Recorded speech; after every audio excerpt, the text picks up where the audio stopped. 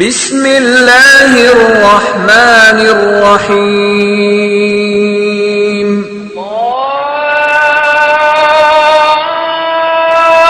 اللہ اکبر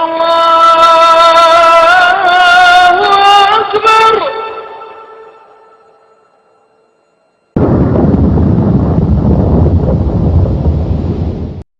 اللهم صل على محمد اللهم بارك على محمد اللهم صل على محمد اللهم بارك على محمد اللهم صل على محمد اللهم بارك على محمد. عليكم ورحمة الله وبركاته. إن الحمد لله نحمده ونستعينه ونستغفره ونعوذ بالله من شرور أنفسنا ومن سيئات أعمالنا. من يهده الله فلا مضل له ومن يضلله فلا هادي له. وأشهد أن لا إله إلا الله وحده لا شريك له وأشهد أن محمدا عبده ورسوله. أما بعد فإن أصدق الحديث كتاب الله وخير الهدي هدي محمد صلى الله عليه وسلم وشر الأمور محدثاتها وكل محدثة بدعة وكل بدعة ضلالة وفي رواية كل ضلالة في النار. أعوذ بالله من الشيطان الرجيم. بسم الله الرحمن الرحيم. وما ينطق عن الهوى إن هو إلا وحي يوحى. وقال تعالى في مقام آخر وأنزلنا الذكر لتبين للناس ما نزل إليهم. قال النبي صلى الله عليه وسلم من كذب علي متعمدا فليتبوأ مقعده من النار. رواہ البخاری. ہر قسم کی تعریف حمد و ثنا بڑائی کبریائی اور پاکیزگی اس اللہ رب العالمین احکم الحاکمین کے لیے لائق اور زیبا ہے جو ہم تمام کا مالک اور خالق ہے.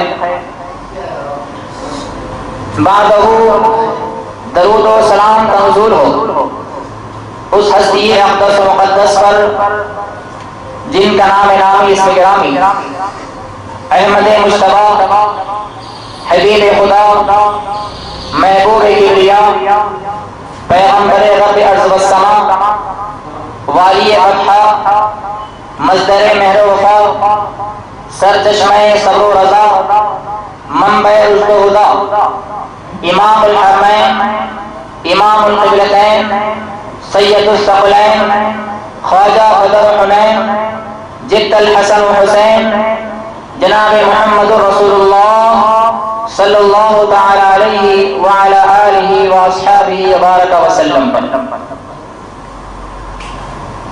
وہ ذات مقدسہ مبارکہ مطہرہ جنہیں رب العالمین نے رحمت کائنات بنا کر بھیجا اور جن کے ذریعے اہل کائنات کی ہدایت کا اور رہنمائی کا بندوبست فرمایا. والضحیٰ کا چہرہ لے کر آئے واللیل کی کالی زلفیں لے کر آئے وما ينطق عن الهوى کی زبان لے کر آئے الم نشرح لك صدرك کا سینہ لے کر آئے وما رمیت اذ رمیت کے ہاتھ لے کر آئے قد نرى تقلب وجهك في السماء کی پیشانی لے کر آئے ما زاغ البصر وما طغى کی آنکھیں لے کر آئے اور جناب آئے آدم کی انابت لے کر آئے نوح کی استقامت لے کر آئے، ہود کی ہدایت لے کر آئے، صالح کی صالحیت لے کر آئے، ابراہیم کی خلیلی لے کر آئے، اسماعیل کی حلیمی لے کر آئے، موسیٰ کی کریمی لے کر آئے، ایوب کا صبر لے کر آئے، یوسف کا حسن لے کر آئے، زکریا کا ذکر لے کر آئے، یحییٰ کا زہد لے کر آئے، عیسیٰ کی عبادت لے کر آئے، عائشہ صدیقہ کے خاوند بن کر آئے، فاطمہ الزہرا کے باپ بن کر آئے، میرے بلال کی آقا بن کر آئے، اور رب ذوالجلال کے غلام بن کر آئے۔ اللهم صل على محمد وعلى آل محمد كما صليت على إبراهيم وعلى آل إبراهيم إنك حميد مجيد اللهم بارك على محمد وعلى آل محمد كما باركت على إبراهيم وعلى آل إبراهيم إنك حميد مجيد۔ قابل قدر بزرگان اسلام، نوجوانان دین اور میری اسلامی ماں اور بہنوں، آج بتاریخ 3 جولائی سن 2011 عیسوی مطابق 30 رجب المرجب سن 1432 ہجری بروز اتوار مسجد رحیم خان کاروان پر مجھے جس عنوان کے تحت لب کشائی کرنے کا حکم دیا گیا وہ عنوان ہے حدیث رسول صلی اللہ علیہ وسلم کیا ہے۔ سلام اے آمنہ کے لال، اے محبوب سبحانی، سلام اے آمنہ کے لال، اے محبوب سبحانی، سلام اے فخر موجودات، فخر نوع انسانی۔ تیری صورت، تیری سیرت، تیرا نقشہ، تیرا جلوہ، تیری صورت، تیری سیرت، تیرا نقشہ، تیرا جلوہ، تبسم گفتگو بندہ نوازی خندہ پیشانی۔ آئے دنیا میں بہت پاک مکرم بن کر، آئے دنیا میں بہت پاک مکرم بن کر، کوئی آیا نہ مگر رحمت عالم بن کر۔ محترم سامعین کرام اور سامعات، آج کا یہ عنوان بہت ہی مشکل عنوان اور بہت ہی پھیلا ہوا عنوان ہے، لیکن میں نے بڑی محنت اور کاوش کے ساتھ اس عنوان کو جمع کیا، اور انشاءاللہ اللہ تعالیٰ سے دعا کرتا ہوں کہ اللہ تعالیٰ مجھے صحیح طور پر اس عنوان کا ادا کرنے کی توفیق عطا فرمائے، اور اللہ تعالیٰ ہم تمام کہنے والوں اور سننے والوں کو ان تمام باتوں پر عمل پیرا ہونے کی توفیق عطا فرمائے، آمین یا رب العالمین۔ سب سے پہلے میں آپ حضرات کے سامنے آج کے عنوان کی مختصر وضاحت کر دوں پہلے کہ میں آج جن عنوانات کے تحت یا جن سب ٹاپکس کے تحت بات کرنے جا رہا ہوں اسے میں نے 13 یا 14 حصوں میں ڈیوائڈ کیا ہے۔ سب سے پہلے میں بتاؤں گا کہ حدیث کسے کہتے ہیں، پہلا عنوان۔ دوسرا حدیث کی فضیلت، تیسرا محدث کسے کہا جاتا ہے، چوتھا راوی کسے کہتے ہیں، پانچواں حدیث کی قسمیں، چھٹا حدیث صحیح اور اس کی قسمیں، ساتواں حدیث ضعیف اور اس کی قسمیں، آٹھواں حدیث موضوع کی وضاحت، نواں ضعیف احادیث کا حکم، دسواں جھوٹی احادیث گڑھنے والے کا انجام، 11واں تدوین حدیث، 12واں کتب احادیث کی اقسام، 13واں ائمہ اربعہ جن کی تقلید ہم ضروری سمجھتے ہیں ان کے اقوال، اور آخری عنوان ہوگا حدیث رسول صلی اللہ علیہ وسلم کے سلسلے میں بحیثیت امت مسلمہ ہماری ذمہ داریاں کیا ہیں۔ آئیے چلتے ہیں آج کے پہلے عنوان کی طرف کہ حدیث کسے کہا جاتا ہے۔ حدیث کے لغوی معنی بات کرنے کے ہیں، یہ عربی کا لفظ ہے، حدث یحدث کے معنی ہوتے ہیں بات کرنے کے۔ میں یہاں ٹھہر کر جو الفاظ ادا کر رہا ہوں اسے بھی عربی میں بات کہا جاتا ہے۔ آپ کوئی سوال کریں گے مجھ سے، اسے بھی حدیث کہا جاتا ہے۔ لیکن اصطلاحی معنی میں اور شریعت کی اصطلاح میں حدیث کہتے ہیں رسول اکرم صلی اللہ علیہ وسلم کے قول، فعل اور تقریر کو حدیث کہا جاتا ہے۔ قول سے مراد جو کام آپ نے کرنے کا حکم دیا یا جس بات کا نہ کرنے کا حکم دیا، یہ کام کرو یہ کام نہ کرو، اسے کہا جاتا ہے حدیث قولی۔ نمبر 2 جس کی تعریف میں آتا ہے حدیث فعلی، آپ نے خود عمل کر کے بتلایا ہو، اسے کہا جاتا ہے حدیث فعلی۔ اور تقریری کہا جاتا ہے کہ نبی کریم صلی اللہ علیہ وسلم کے سامنے کوئی عمل کوئی کام کیا جائے اور آپ اس پر خاموشی اختیار کریں، سکوت اختیار کریں، اس کے نہ کرنے کا حکم نہ دیں، نہ کرنے کا حکم دیں، اسے تقریری کہا جاتا ہے۔ تو حدیث کہتے ہیں رسول اکرم صلی اللہ علیہ وسلم کے قول، فعل اور تقریر کو۔ کسی بھی شخص کا دعوی ایمان اس وقت تک معتبر اور مکمل نہیں ہو سکتا جب تک کہ وہ قرآن مجید پر ایمان لانے کے ساتھ ساتھ حدیث رسول صلی اللہ علیہ وسلم پر کامل یقین نہ رکھتا ہو، اس کے احکام کو دل سے قبول نہ کرتا ہو، یا بظاہر اس کے احکام پر عمل پیرا ہو لیکن دل میں احادیث کے بارے میں، نبی کی فرامین کے بارے میں، نبی کے اقوال کے بارے میں، نبی کے اقوال افعال کے بارے میں اپنے دل میں کسی قسم کی کجی محسوس کرتا ہو، تو ایسا آدمی نہ مکمل طور پر ایمان والا ہوگا اور نہ اس کا اسلام، اس کا دین رب کی نگاہ میں قابل قبول ہوگا، نہ کوئی اس کا اسلام اور مذہب جو ہے اللہ کی بارگاہ میں معتبر ہوگا۔ قرآن مجید اسلامی زندگی کا بنیاد ہے، قرآن اساس ہے، انسان زندگی کا اساس اور بیس اور بنیاد قرآن مجید ہے، لیکن نبی کے فرامین احادیث نبویہ اسی قرآن کی تفسیر بیان کرتے ہیں، اسی قرآن کی تفسیر اور توضیح بیان کرتے ہیں۔ اسی لیے جب تک احادیث پر ایمان نہ لایا جائے یا احادیث کو اختیار نہ کیا جائے، اس وقت تک کوئی آدمی اللہ کی بارگاہ میں پکا مومن ہو نہیں سکتا۔ کیوں؟ اللہ تعالیٰ نے ایک بات صاف طور پر واضح کر دی، میں یطع الرسول فقد اطاع اللہ، جو شخص رسول کی اطاعت کرے گا، رسول کی بات کو مانے گا، رسول کے فرامین کو دل و جان سے قبول کرے گا، تحقیق اس نے اللہ کی اطاعت کی اور وہ اللہ کا فرمانبردار ہے۔ علم حدیث کے بہت سارے نام ہیں، ایک نام اس کا علم الروایہ بھی ہے اور ایک نام اس کا جو ہے علم الاخبار بھی ہے، اور اس علم کا تعلق انسان کے زندگی کے ہر گوشے سے ہے۔ معاملہ عقائد کا ہو یا عبادات کا ہو، معاملہ حقوق کا ہو یا عادات کا ہو، اخلاق کا ہو، آداب کا ہو، تمام چیزوں کا علم محیط کر دیا گیا نبی کے فرامین کے اندر اور احادیث کے اندر۔ اب ایسی دنیا کے اندر قیامت کی صبح تک کوئی بات ایسی نہیں آنے والی ہے جو نبی نے چھوڑی ہو یا جو بات کی وضاحت نبی کے فرامین میں نہ ملتی ہو۔ علم حدیث وہ خزانہ ہے جو نبی کریم صلی اللہ علیہ وسلم کی ساری زندگی پر محیط کر دیا گیا۔ علم حدیث ایک ایسا آئینہ ہے جس کے اندر اللہ کے رسول صلی اللہ علیہ وسلم کی زندگی کے تمام گوشے صبح کی سفیدی کی طرح نظر آتے ہیں۔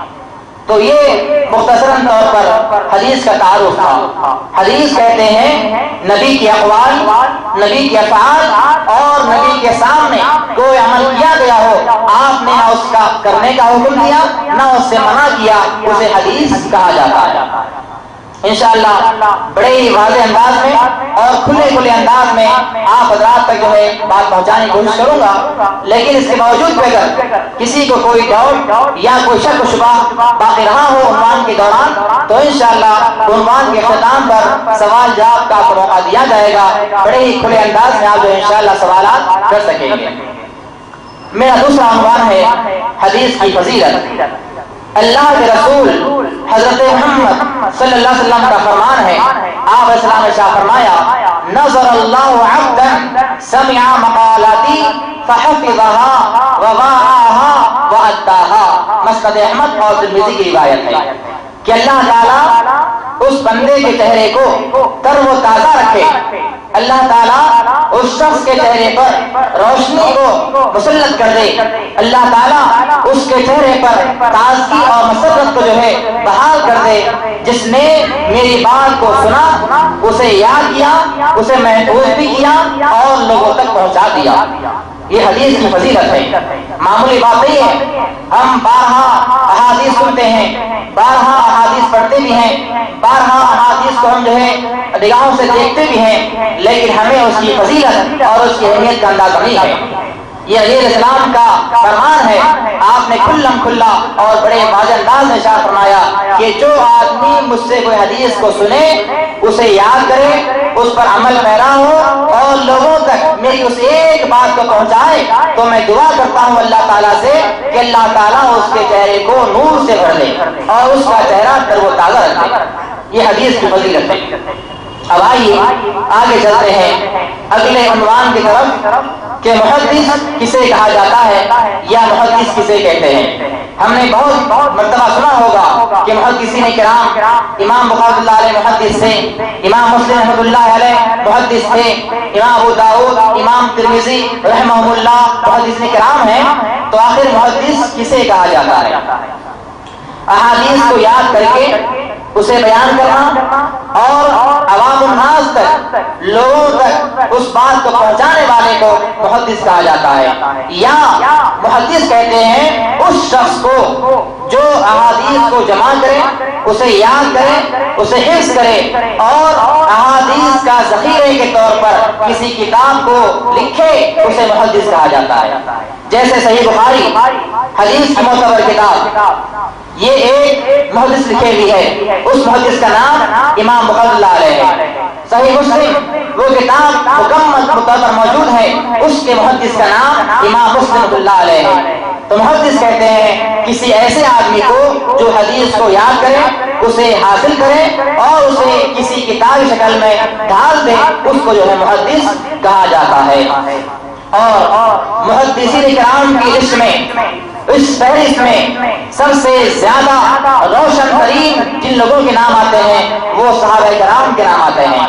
صحابہ کرام رضوان اللہ علیہم اجمعین جو ہیں محدثین کرام بھی ہوا کرتے تھے، اور ان لوگوں نے احادیث کو جمع کیا، اسے یاد کیا اور اسے لکھا بھی تھا۔ سب سے بڑے محدث صحابی کا نام آتا ہے حضرت ابو ہریرہ رضی اللہ تعالی عنہ۔ سب سے زیادہ حدیث اس صحابی سے مروی ہیں۔ ان کا نام اصل میں عبداللہ بن سخر الدوسی تھا، ان کی والدہ کا نام میمونہ بنت صبیحہ تھا، اور اسلام لانے سے پہلے ان کا نام عبد الشمس تھا، سورج کا بندہ۔ ان کی ولادت ہجرت سے 19 سال قبل ہوئی اور وفات سن 59 ہجری میں ہوئی۔ حضرت طفیل بن عمر دوسی رضی اللہ تعالیٰ عنہ جو ان کے خاندان کے ایک صحابی ہیں، ان کے ہاتھ پر اسلام قبول کیا ہے اور سن 7 ہجری میں ملک یمن سے مدینہ تشریف لائے اور وفات تک جو ہے مدینہ میں رہے۔ اور آپ سے لوگوں نے جو حدیث کو روایت کیا ہے، محدثین نے بیان کیا ہے کہ حضرت ابو ہریرہ رضی اللہ عنہ روایت کرنے والے لوگوں کی تعداد 800 سے زیادہ ہے، یعنی 800 سے زیادہ لوگوں نے اور اشخاص نے آپ سے حدیث کو روایت کیا اور نقل کیا ہے۔ سب سے زیادہ حدیث مروی ہے اس صحابی سے، اس کی تعداد ہے 5374، اس صحابی سے روایت منقول ہے۔ دوسرے صحابی ہیں حضرت عبداللہ بن عمر بن خطاب رضی اللہ تعالیٰ عنہ، خلیفہ دوم عمر خطاب رضی اللہ عنہ کے بیٹے، ان سے بھی جو ہے بہت زیادہ حدیث مروی ہیں۔ ان کا اصل نام ابو عبدالرحمن عبداللہ بن عمر بن خطاب رضی اللہ عنہ تھا۔ ان کی ولادت ہجرت سے 10 سال قبل ہوئی اور وفات سن 73 ہجری میں ہوئی، 73 ہجری میں ان کی وفات ہوئی۔ ان کی والدہ کا نام زینب بنت مظعون تھا۔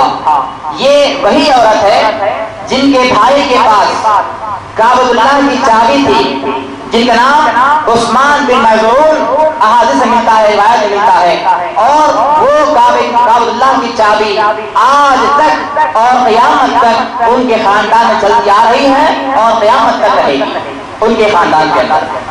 تو تو ان سے روایات مروی ہیں 2630 احادیث سے نقل کیے گئے ہیں۔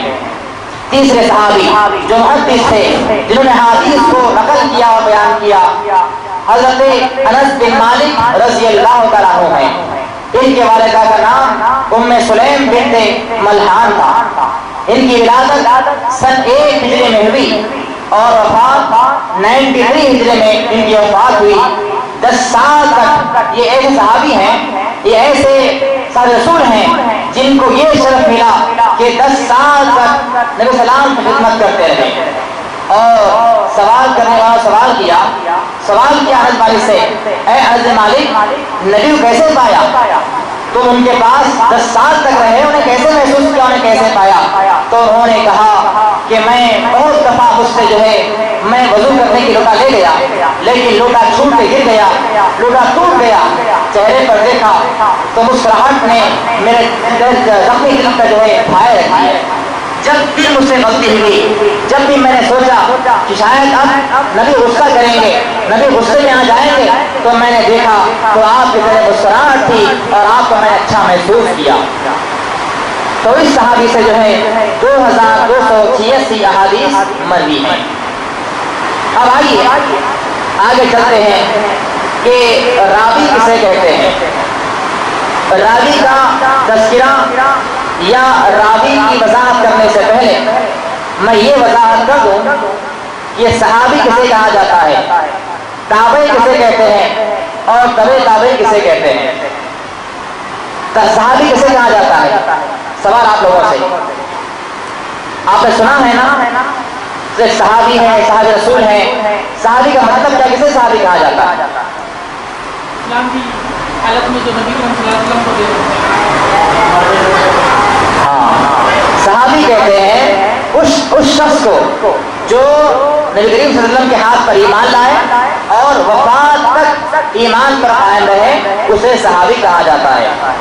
اسلام تو لایا نبی کے ہاتھ پر، لیکن انتقال سے پہلے اگر نعوذ باللہ وہ اسلام سے پھر جاتا ہے تو وہ صحابی نہیں ہوتا۔ اسلام بھی لائے نبی کے ہاتھ پر اور پھر وفات تک مرتے دم تک مسلمان رہے، اسے صحابی کہا جاتا ہے۔ تابعی وہ شخص جو صحابی کے ہاتھ پر ایمان قبول کرے اور مرتے دم تک ایمان پر قائم رہے، اسے تابعی کہا جاتا ہے۔ اور تبع تابع کہتے ہیں اس آدمی کو جو تابعی کے ہاتھ پر ایمان لائے اور مرتے دم تک مسلمان رہے، اسلام پر قائم رہے، اسے تبع تابعی کہا جاتا ہے۔ اب راوی کی تعریف میں لوگوں نے بیان کیا کہ حدیث کو کسی سے سن کر یا کہیں پر پڑھ کے بیان کرنے والے کو، لکھنے والے کو یا روایت کرنے والے کو راوی کہا جاتا ہے۔ جیسے کہ مثال کے طور پر میں صحیح بخاری کی سب سے پہلی حدیث تلاوت کرتا ہوں، مکمل حدیث اس طرح ہوتی ہے: حدثنا الحمیدی عبداللہ بن زبیر قال حدثنا سفیان قال حدثنا یحییٰ بن سعید الانصاری قال اخبرنی محمد بن ابراہیم التمیمی انه سمع علقمة بن وقاص الليثي يقول سمعت عمر بن الخطاب رضی اللہ تعالی عنہ على المنبر قال سمعت رسول اللہ صلی اللہ علیہ وسلم يقول۔ یہ جو میں تلاوت کیا اس کو سند کہا جاتا ہے، اسے سند کہتے ہیں، اور یہ عبارت اصل میں سند ہے اور یہ صحیح بخاری کی جو ہے پہلی حدیث ہے۔ اب دیکھیے راوی کی تعریف میں بیان کرنے کے لیے یہ آپ کے ہمیں حدیث کو بیان کیا ہوں۔ اب اس کے راوی ہیں امام بخاری رحمۃ اللہ علیہ، انہوں نے حدیث کو روایت کیا، حدیث کو نقل کیا، حدیث کو نوٹ کیا، تو انہیں راوی کہا جاتا ہے۔ ان کا اصل نام محمد بن اسماعیل بن ابراہیم البخاری، بخارا جو شہر ہے وہاں کے رہنے والے تھے، اسی لیے ان کا نام بخاری پڑ گیا۔ ان کا اصل نام محمد بن اسماعیل بن ابراہیم البخاری ہے۔ امام بخاری نے جن سے حدیث کو سنا، یعنی امام بخاری کے جو استاد ہیں ان کا نام ہے عبداللہ بن زبیر الحمیدی، یہ ان کے استاد ہیں جو امام شافعی رحمۃ اللہ علیہ کے ہم اثر اس زمانے کے ہیں، اور حدیث کو سیکھنے کے دوران وہ ان کے ساتھی رہے ہیں، امام شافعی کے ساتھی ہیں طلب حدیث کے اس زمانے میں۔ اب عبداللہ بن زبیر الحمیدی کے استاد کا نام ہے سفیان بن عیینہ۔ سفیان بن عیینہ حضرت امام مالک رحمۃ اللہ علیہ کے ہم اثر ہیں، یعنی امام مالک کے زمانے میں یہ ان کے ساتھ رہے اور ان کے ساتھ جو ہے احادیث کو سیکھا کرتے تھے۔ ان کے یہ دوست اور ساتھی رہا کرتے تھے اور ان سے انہوں نے 70 تابعین سے احادیث کو سنا ہے۔ سفیان بن عیینہ رحمۃ اللہ علیہ نے 70 تابعین سے احادیث کو روایت کیا ہے۔ سفیان بن عیینہ کے شیخ یعنی سفیان بن عیینہ کے جو استاد ہیں ان کا نام ہے یحییٰ بن سعید الانصاری، جو تابعی ہیں۔ تابعی کسے کہتے ہیں؟ تابعی کسے کہتے ہیں؟ جو صحابی کے ہاتھ پر ایمان لائے۔ تو اس کا مطلب یہ ہوا کہ تابعی روایت سنے گا، کسے سنے گا؟ صحابی سے بات کو سنے گا۔ تو سفیان بن عیینہ کے جو استاد ہیں ان کا نام یحییٰ بن سعید انصاری ہیں، جو تابعی ہیں۔ ان کے استاد جو ہیں ان کا نام محمد بن ابراہیم التمیمی ہے، یہ بھی تابعی ہیں۔ اور یحییٰ بن سعید اور محمد ابراہیم التمیمی کے جو استاد ہیں ان کا نام علقمہ بن وقاص اللیثی ہے، یہ تابعی ہیں۔ اور بعض لوگوں نے کہا کہ یہ صحابی رسول رہا کرتے تھے، یہ صحابی رسول بھی تھے۔ اسی طرح علقمہ بن وقاص اللیثی کے جو استاد ہیں وہ حضرت عمر بن خطاب رضی اللہ تعالی عنہ ہیں۔ ان سے حدیث کو سنا انہوں نے اور حضرت عمر خطاب رضی اللہ عنہ نے حدیث کو بیان کیا ڈائریکٹ طور پر، راست طور پر، کس سے؟ نبی کریم صلی اللہ علیہ وسلم سے۔ تو اس طرح جو ہے حدیث کی سند ہوا کرتی ہے۔ استاد روایت کرنے والا راوی یہ کہتا ہے حدثنا، میں نے حدیث کو سنا ہے میرے استاد الحمیدی بن عبداللہ بن زبیر سے۔ قال، انہوں نے کہا حدثنا، میں نے حدیث کو سنا ہے سفیان بن عیینہ سے، وہ کہتے ہیں قال، میں نے حدیث کو سنا ہے یحییٰ بن سعید انصاری سے۔ قال، وہ کہتے ہیں اخبرنی، مجھے خبر دیا ہے محمد بن ابراہیم التمیمی نے۔ پھر وہ کہتے ہیں انہ سمعا، انہوں نے سنا ہے حدیث کو علقمہ بن وقاص اللیثی سے۔ پھر وہ کہتے ہیں یقول سمعت، میں نے حدیث سنا ہے عمر بن خطاب رضی اللہ عنہ سے علی المنبری، جب آپ منبر پر بیٹھے ہوئے تھے۔ قال، انہوں نے کہا سمعت، میں نے حدیث کو سنا ہے رسول اللہ صلی اللہ علیہ وسلم، میں نے حدیث صلی اللہ علیہ وسلم سے۔ اب آگے حدیث بیان کی جاتی ہے، اس کو کہا جاتا ہے متن۔ یقول، اب یہاں سے کون فرما رہے ہیں؟ یہاں سے اب جو بات آئے گی وہ بات ڈائریکٹ کس کی ہوگی؟ اللہ کے وسلم کی ہوگی، اسے متن کہا جاتا ہے، اسے سند کہا جاتا ہے۔ صحابی کے نام تک جو لوگ یا جو سلسلہ پہنچتا ہے، جو کڑی پہنچتی ہے، اسے سند کہا جاتا ہے۔ اب صحابی کے نام کے بعد جو لفظ آتا ہے یقول یا قال، وہاں سے جو آگے حدیث بیان کی جانے والی ہوتی ہے اسے متن کہا جاتا ہے۔ حدیث یا متن کے الفاظ ہیں انما الاعمال بالنیات وانما لكل امرئ ما نوى فمن كانت هجرته الى دنیا يصيبها او الى امرأة ينكحها فهجرته الى ما هاجر اليه۔ حدیث کے الفاظ ہیں، آپ السلام نے فرمایا کہ تمام اعمال کا دار مدار نیتوں پر ہے۔ انما الاعمال بالنیات، تمام اعمال کا دار مدار نیتوں پر ہے۔ وانما لكل امرئ ما نوى، ہر انسان کے لیے وہی ہے جس کی اس نے نیت کی ہے۔ فمن کان ہجرتہ، جو نیت کرتا ہے دنیا کمانے کا، ہجرت کرتا ہے دنیا کمانے خاطر، اس مقام سے کہیں اور جاتا ہے، کیوں جاتا ہے؟ دنیا خاطر۔ اور کوئی آدمی ہجرت کرتا ہے کسی اور سے نکاح کرنے کی خاطر، تو اس کی نیت اس طرف ہے جس نے اس کی نیت کی ہے۔ تو یہ حدیث اور راوی کی وضاحت تھی۔ راوی کہتے ہیں حدیث کو روایت کرنے والے کو، سند کہتے ہیں یہ تمام طریقوں سلسلے کو جس کے اندر مختلف لوگوں کے نام اور جو ہے ذکر آتا ہے، سند کہا جاتا ہے۔ اور متن کہتے ہیں جو واضح اور صاف حدیث ہے، نبی کے جو فرمان ہے، اسے حدیث اور متن کہا جاتا ہے۔ اب رہی اگلی بات حدیث کی قسمیں۔ حدیث کی بنیادی طور پر 3 قسمیں بیان کی جاتی ہیں۔ ایک ہے حدیث حسن صحیح، دوسری ہے حدیث حسن، تیسری ہے حدیث ضعیف۔ بات توجہ کے ساتھ سنیں، یہ بارش بھی ہو رہی ہے، شاید اللہ کی رحمت برس رہی ہے، کیونکہ ہم احادیث اور نبی کے فرامین کو اور نبی کے جو فرمودات ہیں اسے حق طور پر جاننے کی کوشش کر رہے ہیں۔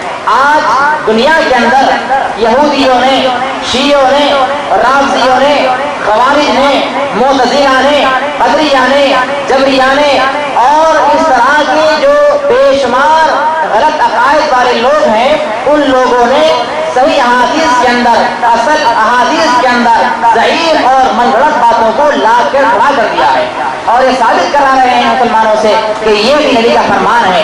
تو آج آپ جان لیں انشاءاللہ کہ اصل حدیث کسے کہا جاتا ہے اور حدیث ضعیف کسے کہا جاتا ہے، موضوع کیا ہوتا ہے اور جو ہے باطل کیا ہوتا ہے۔ تو حدیث کی بنیادی طور پر 3 قسمیں ہیں۔ نمبر 1 حدیث صحیح، نمبر 2 حدیث حسن اور نمبر 3 حدیث ضعیف۔ حدیث صحیح کی تعریف وہ حدیث جس کا راوی یعنی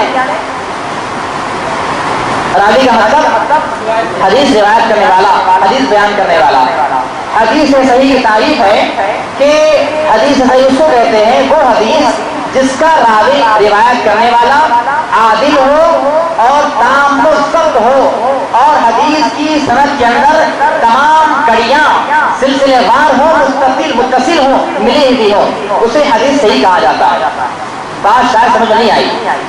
حدیث صحیح وہ حدیث ہے جس کا روایت کرنے والا راوی عادل کسے کہتے ہیں؟ اب اس کی تعریف ہے۔ عادل کہتے ہیں روایت کرنے والا عاقل ہو، عقل مند ہو، بالغ ہو، مسلمان ہو، فسق اور فجور گناہوں سے پاک و صاف ہو، اخلاق اچھے ہو اور قابل بھروسہ ہو، یہ جس کے اندر اوصاف پائے جائیں گے اسے عادل کہا جاتا ہے۔ تو روایت کرنے والا عادل ہو اور نمبر 2 ہے تام ضبط ہو، یعنی حافظہ مضبوط ہو، قوی حافظہ ہو، دماغ اس کا تیز ہو، ایسا نہیں کہ آج بات کو سنا اور کل بھول گیا، بلکہ حافظہ مضبوط ہو۔ یہ 2 شرطیں راوی کی ہوں گی۔ اور صحیح حدیث کے اندر ایک اور شرط ہے کہ سلسلہ سند جو ہے ملا ہوا ہو، متصل ہو۔ ابھی میں نے جو بیان کیا قال حدثنا، میں نے حدیث سنا ہے کہ عبداللہ بن زبیر سے، میں نے حدیث سنا ہے فلاں فلاں سے، تو یہ تمام راویوں کے نام سلسلے وار ہو اور تسلسل میں ہو، متصل ہو، ملے ہوئے ہو، آپس میں کسی کا نام نہ کٹا ہوا ہو نہ جو ہے گر گیا ہو، اسے جو ہے حدیث صحیح کہا جاتا ہے۔ اب حدیث صحیح کی مثال ہے حدثنا عبداللہ ابن یوسف قال اخبرنا مالک عن ابن شہاب محمد بن جبیر مطعم رضی اللہ عنہ عن ابیہ قال سمعت رسول اللہ صلی اللہ علیہ وسلم قرأ فی المغرب بالطور، رواہ البخاری۔ یہ حدیث صحیح حدیث ہے۔ حدیث کیا ہے؟ حدثنا، امام بخاری کہتے ہیں میں نے حدیث کو سنا ہے عبداللہ بن یوسف سے، وہ کہتے ہیں اخبرنا، میں نے حدیث کو سنا ہے میرے استاد مالک سے، پھر مالک کہتے ہیں میں نے حدیث کو نقل کیا ہے ابن شہاب سے اور محمد بن جبیر مطعم سے، پھر وہ کہتے ہیں کہ میں نے حدیث کو سنا ہے عن ابیہ یعنی میرے باپ سے، قال انہوں نے کہا، کس نے کہا؟ ہاں والد نے کہا، کیا کہا؟ سمعت، میں نے سنا ہے رسول اللہ صلی اللہ علیہ وسلم سے قرأ فی المغرب بالطور، کہ آپ جو ہے مغرب کی نماز میں سورہ طور پڑھایا کرتے تھے، سورہ طور پڑھایا کرتے تھے۔ یہاں پر بھی ایک اور مسئلے کی وضاحت ہو جاتی ہے انشاءاللہ کہ اکثر ہمارے ذہنوں کے اندر شاید یہ بات بیٹھی کی ہے کہ ہماری مسجد کے علاوہ اکثر مساجد کے اندر مغرب کی نماز کے اندر بالکل شاد سورہ پڑھائی جاتی ہے، سورہ کوثر، سورہ اخلاص، سورہ کافرون، سورہ لہب، سورہ سب وغیرہ پڑھی جاتی ہے۔ اب یہاں پر ہمارے پاس بعض دفعہ مغرب نماز لمبی ہو جاتی ہے، تو شاید لوگوں کے ذرا سوال رہتا ہے ارے مغرب کی نماز تو جو چھوٹی ہونا چاہیے، یہاں پر لمبی نماز پڑھتے ہیں، تو یہاں پر صحیح بخاری کی حدیث ہے واضح قرأ فی المغرب بالطور، نبی صلی اللہ علیہ وسلم نے جو ہے کبھی کبھی جو ہے مغرب کی نماز میں سورہ طور پڑھایا کرتے تھے۔ اور حافظ سے آپ پوچھ لیجیے حفاظ کرام سے کہ سورہ طور 3 رکوع کا سورہ ہے، اس کے اندر 3 رکوع ہیں، اور نبی کا قرآن پڑھنا ہماری طرح نہیں تھا، بالکل تیزی کے ساتھ جب آپ قرآن پڑھا کرتے تھے تو پیچھے سننے والے لوگ آپ کے حروف گر سکتے تھے کہ آپ کیا پڑھ رہے ہیں، ایک ایک حروف کو آپ گر سکتے تھے، شمار کر سکتے تھے، اس طرح قرآن پڑھا کرتے تھے، تو اسے کہا جاتا ہے حدیث صحیح۔ اب حدیث صحیح کیوں ہوئی، یہ سوال پیدا ہوتا ہے۔ آپ کہہ رہے ہیں کہ صحیح بخاری کی حدیث ہے کہ اس لیے کیا صحیح ہے؟ نہیں، اس لیے حدیث صحیح ہے کہ اس کے اندر 2 شرطیں پائی جاتی ہیں۔ پہلی شرط کیا ہے کہ حدیث کا روایت کرنے والا راوی عادل ہونا چاہیے، عادل یعنی وہ نیک ہو، مسلمان ہو، عاقل ہو، بالغ ہو۔ اور دوسری بات ہے کہ حدیث کی سند متصل ہو، اور یہاں پر حدیث کی سند متصل ہے، اس کے اندر کسی کا نام نہ کٹا ہوا ہے نہ چھٹا ہوا ہے۔ اب آئیے حدیث صحیح کی جو ہے 7 قسمیں ہیں، حدیث صحیح کی 7 قسمیں ہیں۔ پہلی قسم وہ حدیث جس کو جو حدیث جو ہے متفق علیہ ہو۔ متفق علیہ کا مطلب کیا ہے کہ ایسی حدیث جس کو امام بخاری اور امام مسلم رحمہم اللہ نے اپنی کتابوں کے اندر نقل کیا ہو، اسے کہا جاتا ہے حدیث صحیح کی پہلی قسم، اول قسم۔ دوسری قسم ہے، اور یہ ٹوٹل دنیا کے اندر، مکمل دنیا کے اندر جو حدیث ہیں ان تمام حدیث کا سروے کیا گیا، اسے جب جانچا گیا تو 2326 ایسی حدیث ہے جو متفق علیہ ہے، یعنی وہ حدیثیں بخاری میں بھی ہیں، مسلم میں بھی ہیں۔ یہ حدیث صحیح کی پہلی قسم ہے۔ دوسری قسم ہے وہ حدیث جو بخاری میں ہو۔ تیسری قسم وہ حدیث جو صحیح مسلم میں ہو۔ چوتھی قسم وہ حدیث جو بخاری اور مسلم کی شرط پر صحیح ہو۔ پانچویں قسم جو بخاری کی شرط پر ہو۔ چھٹی قسم جو صحیح مسلم کی شرط پر ہو، اور ساتویں قسم ہے وہ حدیث جس کو صحیح بخاری اور صحیح مسلم کی اماموں کے علاوہ دوسرے محدثین نے صحیح سمجھا ہو، اسے کہا جاتا ہے حدیث صحیح۔ تو یہ رہا حدیث صحیح کی تعریف، اس کی قسمیں اور اس کی وضاحت۔ اب آئیے دوسری قسم ہے حدیث حسن۔ حدیث حسن کسے کہتے ہیں؟ حدیث حسن کہتے ہیں وہ حدیث جس کی سند متصل ہو، ملی بھی ہو، درمیان سے کوئی راوی نہ گیا ہو، نہ اسے کاٹ دیا گیا ہو، اور اس کے راوی جو ہے عادل ہو، روایت کرنے والا شخص عادل بھی ہو، لیکن حدیث حسن کے راوی کا دماغی حافظہ کچھ کمزور ہو بمقابلے حدیث صحیح کے۔ بات سمجھ گئے؟ نہیں سمجھے؟ حدیث حسن کہتے ہیں وہ حدیث جس کی سند متصل ہو، یعنی اس کے اندر جو سند بیان کی جا رہی ہے وہ سند کے اندر تمام لوگوں کے نام صحیح طور پر شامل کیے گئے ہوں اور وہ مینشن کیے گئے ہوں۔ روایت کرنے والا راوی عادل بھی ہے، مسلمان ہے، عاقل ہے، بالغ ہے، وغیرہ وغیرہ ساری شرطیں موجود ہیں، لیکن جو ہے حدیث حسن کے روایت کرنے والے کا حافظہ کچھ کمزور ہے، لیکن اس کا حافظہ کیسا تھا؟ حدیث صحیح روایت کرنے والا حافظہ مضبوط تھا، لیکن یہاں پر حدیث حسن کے روایت کرنے والے کے راوی کا حافظہ کچھ کمزور ہے، تو اس حدیث کو حدیث حسن کہا جاتا ہے۔ اس کی مثال ہے قال حدثنا قتيبة قال حدثنا ابو الاحوص عن سماك بن حرب عن قبيصة بن حرب عن ابيه قال كان رسول الله صلى الله عليه وسلم يؤمنا فينصرف على جانبيه جميعا على يمينه وشماله رواه الترمذي۔ یہ حدیث حسن ہے۔ روایت کیا ہے کہ امام ترمذی کہتے ہیں میں نے حدیث کو سنا ہے قتیبہ سے، وہ کہتے ہیں قتیبہ کہتے ہیں میں نے حدیث کو روایت کیا ہے اپنے استاد ابو الاحوص سے، وہ کہتے ہیں کہ میں نے حدیث کو روایت کیا ہے عن سماک بن حرب سے، پھر وہ کہتے ہیں میں نے حدیث کو سنا ہے قبیصہ بن حرب سے، پھر وہ کہتے ہیں میں نے حدیث کو سنا ہے اپنے باپ سے، وہ کہتے ہیں کہ میں رسول اللہ کو جو ہے دیکھا کرتا تھا کہ آپ نماز کی حالت میں، جب آپ نماز میں ہوتے تھے، ہمارے امام ہوتے تھے، تو نماز کی دوران آپ اپنے دائیں طرف اور بائیں طرف دیکھا کرتے تھے۔ یہ حدیث حسن ہے۔ اب رہا آگے مسئلہ تیسری قسم حدیث کی، حدیث ضعیف۔ اب شاید یہ بہت سارے لوگوں کو بات نہیں معلوم ہے، آپ نے بات سنی تو ہوگی، حدیث ضعیف ہے، حدیث ضعیف ہے، حدیث صحیح ہے، یہ تو آپ سنا ہوگا شاید۔ کسے کہتے ہیں ضعیف؟ ہمارے عام الفاظ میں ضعیف کسے کہتے ہیں؟ کمزور، جو بوڑھا ہو جاتا ہے، کمزور ہو جاتا ہے، اسے ضعیف کہا جاتا ہے۔ لیکن حدیث ضعیف کی تعریف اس طرح ہے، وہ حدیث جو حدیث صحیح اور حدیث حسن سے کم درجے کی ہو، یعنی اس کا درجہ کچھ کم ہو اس کے مقابلے میں حدیث صحیح اور حدیث حسن کے۔ اب اسے ضعیف کیوں کہا جاتا ہے، اس کی وجہ کیا ہے، سبب کیا ہے آخر کہ اس کو ضعیف کہا جا رہا ہے؟ اور یہ بات بولنے سے پہلے ایک اور بات بیان کر دوں۔ جب ہم کہتے ہیں بہت سارے لوگوں سے، لوگ کہتے ہیں کہ بھائی رفع الیدین کرنا ثابت نہیں ہے، نبی صلی اللہ علیہ وسلم جو ہے رفع الیدین پہلے کیا کرتے تھے، بعد میں آپ نے چھوڑ دیا۔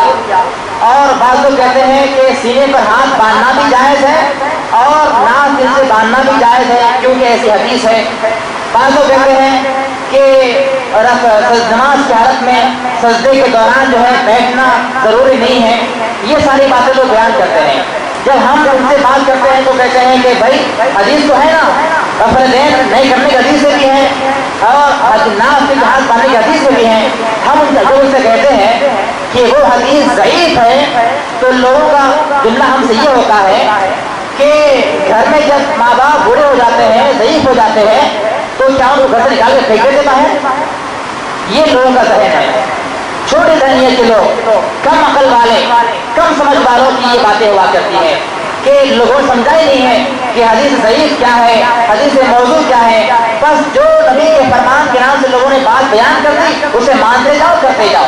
اب میں یہاں پر کھڑے کر اگر یہ بات بیان کرو کہ آج کل سے یا آج سے عشاء کی نماز کی جو فرض نمازیں ہیں، فرض رکعتیں ہیں، وہ 4 کے بجائے 5 ہو گئی ہیں، تو کیا مانو گے بات کو؟ مانو گے؟ نہیں مانو گے۔ کیوں نہیں مانو گے؟ کہ کیونکہ نبی نے واضح کر دیا ہے بات کو، نبی نے عمل کر کے بتایا ہے کہ عشاء کی نماز فرض رکعت 4 ہے، اگر کوئی 5 پڑھتا ہے تو وہ پڑھنے والا اور وہ کہنے والا مردود ہے، اس کا عمل لعنتی ہے۔ تو لوگ سمجھتے ہی نہیں بات کو کہ ضعیف کیسے کہتے ہیں، موضوع کیسے کہتے ہیں۔ تو حدیث ضعیف کی جو ضعیف بیان کیا گیا یا ضعیف کہا گیا ہے، اس کی بنیادی طور پر 2 باتیں بیان کی جاتی ہیں۔ پہلی بات کہ حدیث ضعیف کیوں ہوتی ہے، اس کی وجہ یہ ہے کہ حدیث کا روایت کرنے والا، حدیث کا جو راوی ہوتا ہے، اس کے اندر کچھ نقص پایا جاتا ہے یا کچھ عیب پایا جاتا ہے، اس کی بنیاد پر وہ حدیث ضعیف قرار پاتی ہے۔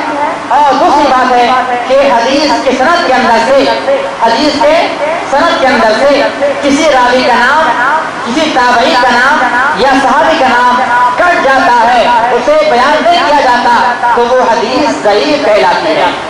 اب آئیے پہلی بات کی طرف کہ راوی کے اندر نقص سے کیا مطلب ہے، راوی کے اندر عیب کیا مطلب ہے؟ تو راوی کے اندر عیب کے بارے میں جو ہے 5-10 باتیں بیان کی جاتی ہے۔ اس کی جو اسباب ہے وہ 10 ہیں کہ آخر حدیث ضعیف کو جو راوی ہے، اس راوی کو یا اس راوی کی بات کو کیوں نہیں مانا جا رہا ہے یا کیوں اس کی بات معتبر نہیں ہے، اس کے اندر جو نقص ہے، جو اس کے اندر خرابی ہے، وہ 10 قسم کی ہے۔ جو 5 خرابیاں ہیں وہ اس طرح ہے، وہ خرابیاں اس کی عدالت سے ہے، یعنی وہ راوی عدالت میں یا عادل کے اندر وہ کمزور ہے۔ اس کی 5 باتیں ہیں۔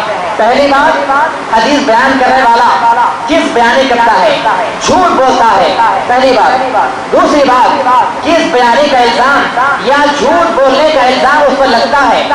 دیکھیے محدثین نے کتنی محنت اور کتنی کوشش کے ساتھ نبی کے اصل اور صحیح فرامین کو ہم تک پہنچایا ہے، ہمیں اسے قدر نہیں ہے۔ ایک ایک بات کو نوٹ کیا گیا ہے، جو جھوٹ بولنے والا راوی ہے اس کی بات نہیں مانی جائے گی، یہ بات بجا ہے اپنی جگہ پر۔ لیکن اگر کسی راوی پر جھوٹ کا الزام ملتا ہے کہ فلاں آدمی جھوٹ بولنے والا ہے، اگر کہ وہ جھوٹا نہیں ہے تو اس کی بات نہیں مانی جاتی ہے۔ اتنی بنیادی بات ہے احادیث کے معاملے میں۔ تو دوسری بات ہے کسی راوی پر جھوٹ بات کا الزام لگایا جائے. تیسری بات روایت کرنے والا راوی گناہ گار ہو، فسق اور فجور سے ہوتا ہو.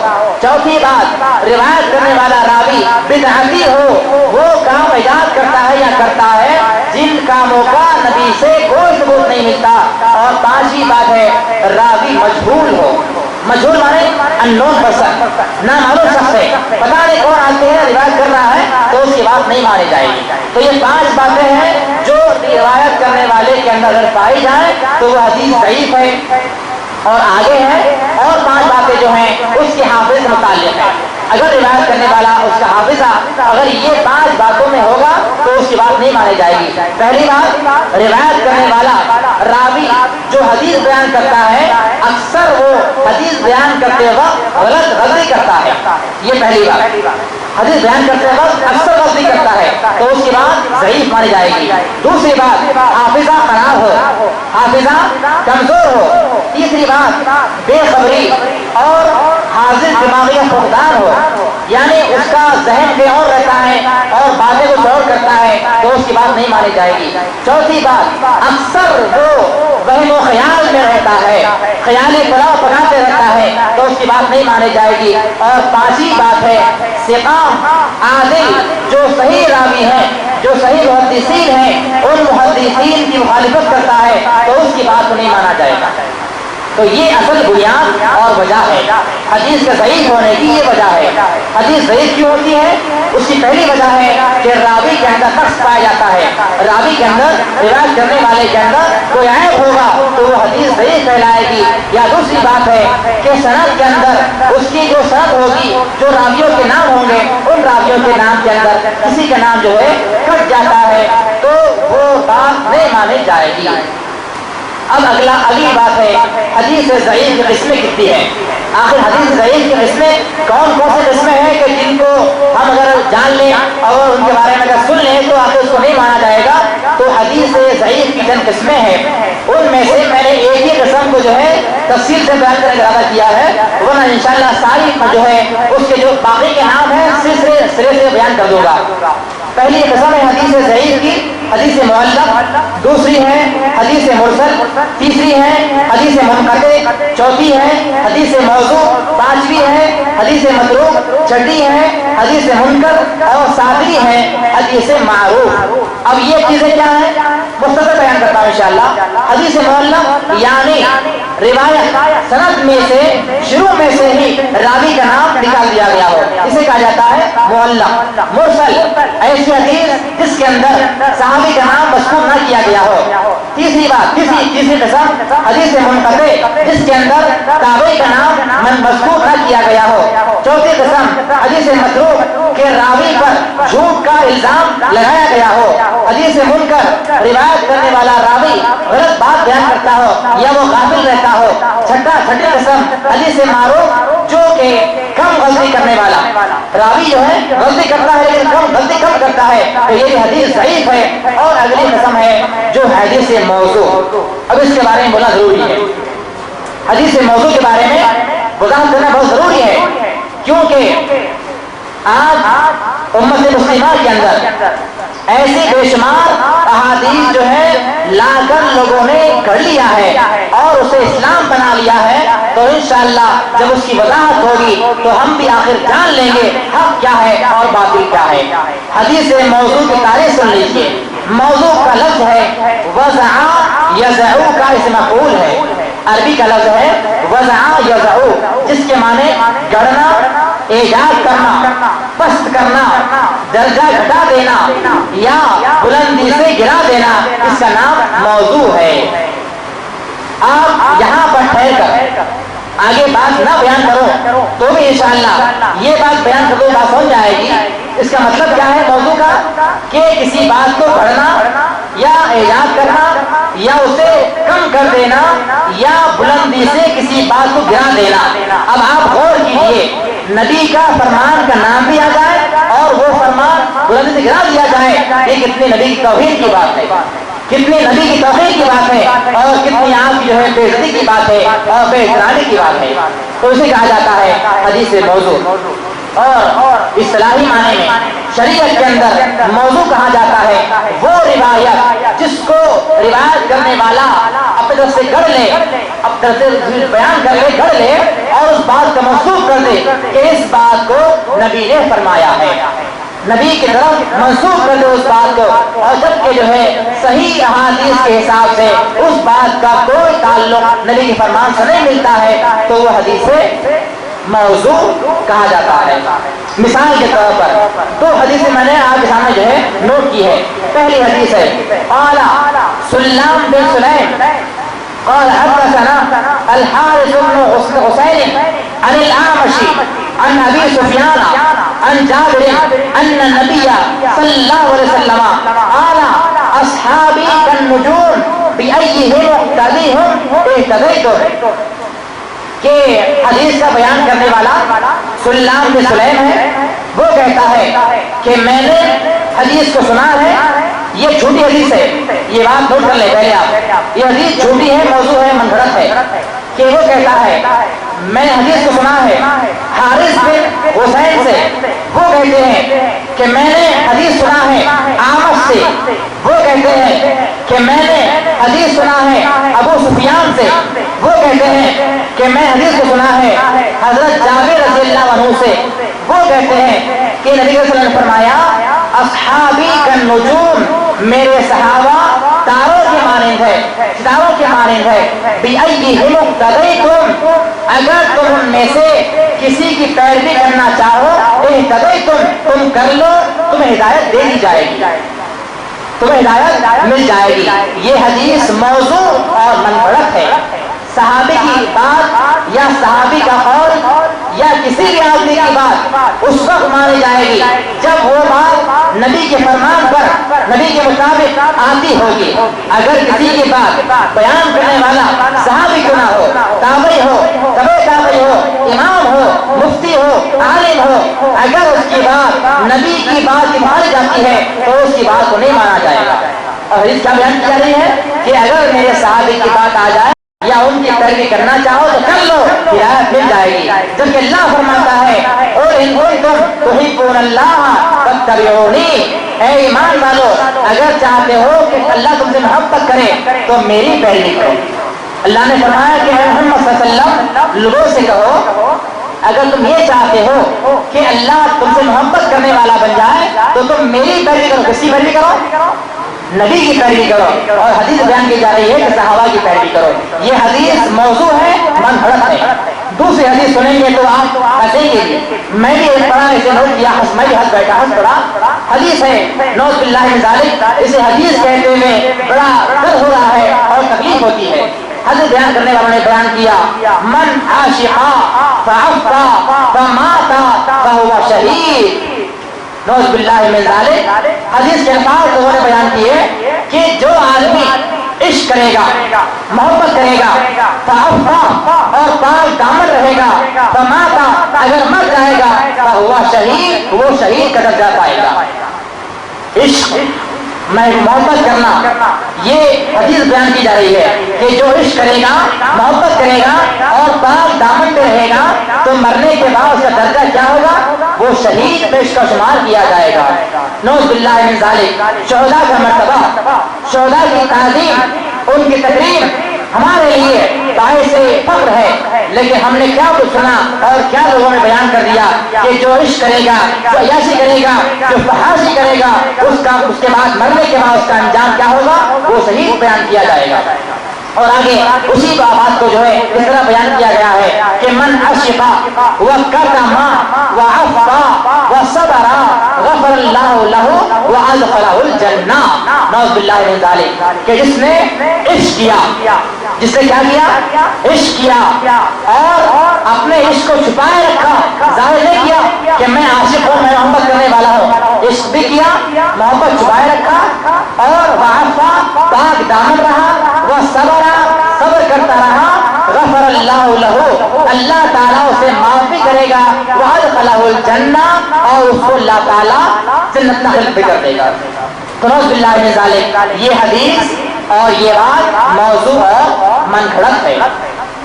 اور بہت سارے ہمارے مسلمان بھائی یہ الفاظ ادا کرتے ہیں اور کہتے ہیں کہ ہم عاشق رسول ہیں، ہم نبی سے عشق کرنے والے ہیں، اگر کوئی یہ جملہ کہے کہ میں اپنی بہن سے عشق کرنے والا ہوں، میں اپنی ماں کا عاشق ہوں، میں اپنے بھائی کا عاشق ہوں، میں اپنی جو ہے بہن کا عاشق ہوں، تو کیا اچھی لگی یہ بات؟ لوگ کہیں کتنا بے حیا آدمی ہے، کتنا کمزور ہے، کتنا کمینہ ہے، کہتا ہے کہ ماں کا عاشق ہے، بہن کا عاشق ہے۔ جب یہ بات اپنے ماں اپنے بہن پر ہمیں جب بیان کی جائے، تکلیف ہو جائے اور نبی کے بارے میں بیان کی جائے تو بیان کرتے جائیں، سنتے جائیں اور محبت کرتے جائیں، سبحان اللہ کہتے جائیں۔ تو یہ لفظ عشق اصل میں صوفیاؤں کا ایجاد کیا ہوا ہے۔ صوفیزم جو اسلام سے ہٹا ہوا دین ہے، جو اسلام کے مخالف دین ہے، اس دھرم کا، اس مذہب کا یہ ایجاد کیا ہوا جو ہے لفظ ہے، جس سے مسلمانوں نے ایجاد کر لیا اور اسے اختیار کر لیا ہے۔ اب اگلا مسئلہ ہے ضعیف احادیث پر عمل کرنے کی بات آتی ہے کہ کیا ضعیف احادیث پر عمل کیا جائے گا یا نہیں کیا جائے گا؟ تو ضعیف حدیث کسے کہتے ہیں؟ میں نے واضح کر دیا، ہوا ما لم یجتمع فیہ صفات الصحیح ولا صفات الحسن، کہ ضعیف کہتے ہیں اس حدیث کو جس حدیث کے اندر حدیث صحیح اور حدیث حسن کے درجات نہ پائے جاتے ہو اور وہ حدیث ضعیف ہے۔ اب ضعیف حدیث پر عمل کرنے کے بارے میں علماء کرام کے درمیان میں اختلاف پایا جاتا ہے، اس میں کئی اقوال ہیں۔ پہلا قول ہے کہ ضعیف احادیث پر عمل کیا جا سکتا ہے، یہ قول بیان کرنے والے امام احمد بن حنبل رحمۃ اللہ علیہ ہے۔ دوسرا قول ہے کہ ضعیف احادیث پر عمل نہیں کیا جائے گا اور وہ حدیث قابل حجت نہیں ہوں گے، ان پر عمل کرنا جائز نہیں ہے۔ یہ بات کہنے والے بہت سارے علماء ہیں، امام یحییٰ بن معین، امام بخاری، امام مسلم، ابن العربی المالکی، ابو شامہ المقدسی، علامہ شوکانی اور خطیب بغدادی رحمۃ اللہ علیہ، اور دور حاضر کے مجدد اور مجتہد علامہ البانی علیہ نے جو ہے یہ الفاظ کہے ہیں اور کہا کہ ضعیف حدیث پر عمل نہیں کیا جائے گا، وہ قابل حجت نہیں ہوں گے۔ اور بعض لوگوں نے جو ہے شرط لگائی اور کہا کہ ضعیف حدیث پر عمل کرنے کے لیے شرط ہے، وہ شرط یہ ہے کہ اس کے اندر ضعف کم پایا جاتا ہو۔ اگر تھوڑا سا ضعف ہے، یعنی حدیث کا روایت کرنے والا راوی اچھا بھی تھا، نیک بھی تھا، لیکن اگر حافظہ کچھ کمزور تھا تو اس پر عمل کر لیا جائے، کوئی بات نہیں ہے، یہ اقوال بیان کیے جاتے ہیں۔ لیکن معتبر بات یہ ہے اور صحیح بات یہ ہے، احسن بات یہ ہے کہ صحیح احادیث کے ہوتے ہوئے ضعیف احادیث پر عمل نہیں کیا جائے گا۔ اگر کوئی مسئلہ آ جائے جس مسئلے کے بارے میں صحیح حدیث موجود نہ ہو، حسن بھی موجود نہ ہو، تب اس صورت میں ضعیف کو مانا جائے تو کوئی پرواہ کی بات نہیں ہے، لیکن صحیح حدیث کے ہوتے ہوئے، حدیث حسن کے ہوتے ہوئے ضعیف احادیث کو نہیں مانا جائے گا اور ان پر عمل نہیں کیا جائے گا۔ اب آئیے بنیادی بات اور بڑے نقطے کی بات ہے کہ آخر یہ موضوع حدیث، منفرد حدیث کب سے دنیا میں آئے اور کب سے اس کو ایجاد کیا گیا، کب سے یہ رونما ہوئے؟ عہد صحابہ جو دور تھا وہ صحابہ کا دور موضوع حدیث سے بالکل پاک و صاف دور تھا۔ ان کے دور میں کسی مائیں کے لال کو یہ مجال نہیں تھی کہ وہ نبی کی بات کو بیان کرتے ہوئے اپنی بات بیان کر دے اور نبی کے نام لے اسے آپ لوگوں سے بیان کر دے، کسی کی ہمت، کسی کے پاس یہ ہمت نہیں تھی۔ لیکن صحابہ کے انتقال کے بعد، صحابہ کے دور کے بعد تابعین کا دور آیا تو تابعین کے دور میں، تابعین کے دور میں معتزلہ، خوارج، شیعہ، روافض، یہودی، عیسائیوں نے اسلام کا لباس اوڑھا۔ میں نے یہ بات پہلے بیان کی تھی گزشتہ بیان کے اندر کہ بہت سارے یہودیوں نے، بہت سارے عیسائیوں نے، بہت سارے رافضیوں شیعوں نے اسلام قبول کیا، لیکن بظاہر مسلمان تھے لیکن باطن کا اسلام سے ہٹا ہوا تھا، ان کا باطن نبی کی تعلیمات سے دور تھا، ان کا باطن رب پر مکمل ایمان نہ لانے والے تھے۔ تو ایسے لوگ اسلام میں آئے اور آنے کے بعد جو ہے اپنی باتوں کو، جو باتیں اچھی لگی اور جو سمجھ میں آیا کہ کہ ہم بھی کریں گے، عوام الناس کو کرائیں گے، اس بات کو بڑے ہی دلیری کے ساتھ، بڑی بہادری کے ساتھ، بڑی چالاکی کے ساتھ جو ہے عوام الناس تک پہنچا دیا گیا، اور ہم بھولے بالے مسلمان، علم سے نا آشنا، علم سے نا بلد، قرآن سے نا واقف، احادیث سے نا واقف لوگوں نے ایسی احادیث کو اختیار بھی کیا۔ جب بات کی جائے حدیث موضوع ہے تو بات بیان کرنے والوں کو جو ہے مارا بھی جائے گا، گالی بھی دی جائے گی، برا بھلا کہا جائے گا، اس کی اولاد کو برا بھلا کہا جائے گا، اور بھلا بھلا بہت سارے جو ہے انجام کام جو ہے انجام پذیر کیے جائیں گے۔ تو یہ اصل میں موضوع حدیث کو اسلام کے اندر لایا گیا اور داخل کیا گیا، ورنہ اسلام کے اندر ان احادیث کا کوئی مطلب اور کوئی معنی نہیں ہے۔ اب رہا مسئلہ اگلا 10واں پوائنٹ ہے کہ جھوٹی احادیث کرنے والے کا انجام کیا ہے۔ ہم بھی بہت دفعہ بہت مرتبہ نادانی میں اور ناعلمی میں کم علمی کی بنیاد پر ضعیف اور موضوع حدیث کو بیان کر دیتے ہیں نبی کے فرمان کے مطابق۔ آپ سنیں گے تو انشاءاللہ آج کے بعد موضوع حدیث کو بیان کرنا چھوڑ دیں گے۔ نبی نے فرمایا من یقل علی ما لم اقل فليتبوأ مقعده من النار، رواہ البخاری، حدیث نمبر 109۔ آپ نے فرمایا کہ جو آدمی وہ بات کہتا ہے ما لم اقل، جسے میں نے نہیں کہا ہے، اس کو چاہیے اس کا ٹھکانہ جہنم میں بنا لے۔ یہ نبی کا فرمان ہے، یہ آپ کی تعلیمات ہے، اور یہ آپ کی جو ہے فرمودات ہے۔ اور آپ نے آگے فرمایا من کذب علی متعمدا فليتبوأ مقعده من النار، جو آدمی جان بوجھ کر میرے بارے میں جھوٹ بات بیان کرے اسے چاہیے کہ اپنا ٹھکانہ جہنم بنا لے۔ تو یہ دو طرح کی باتیں شامل ہو گئی۔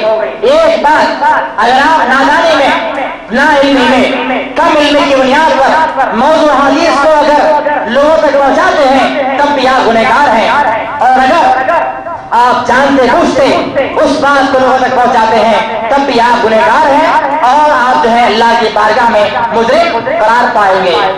اگلا مسئلہ ہے تدویر حدیث کا، کہ آخر حدیث جو لکھے گئے، جو کتابیں آئیں، جو نوٹ کیا گیا، آخر کب سے کیا گیا ہے۔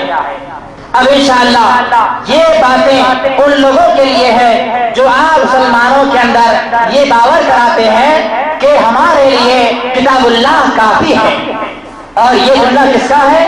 یہ جملہ تابعین کے دور میں خوارج اور معتزلہ نے جو ہے اختیار کیا تھا، کہا تھا حسبنا کتاب اللہ، حسبنا کتاب اللہ، ہمارے لیے کتاب اللہ کافی ہے، ہمارے لیے کتاب اللہ کافی ہے، نبی کی فرامین کو نہیں مانا جائے۔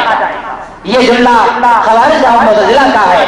اور آج اہل قرآن کے نام سے جو جماعت، جو گروہ، جو قوم مسلمانوں میں جو ہے کام کر رہی ہے، ان کا بھی جملہ ہے۔